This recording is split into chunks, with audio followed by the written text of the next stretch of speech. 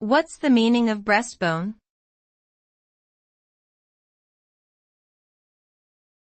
Breastbone.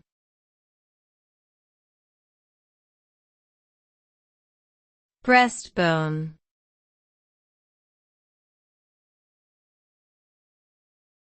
Breastbone.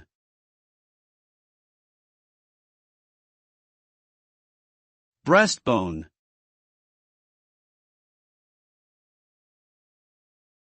The breastbone, also known as the sternum, is a flat bone located in the center of the chest.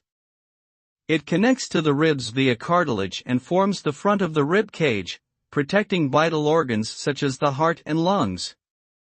The breastbone is an integral part of the skeletal system and plays an important role in breathing and movement. Injuries to the breastbone can be serious and potentially life-threatening, requiring immediate medical attention.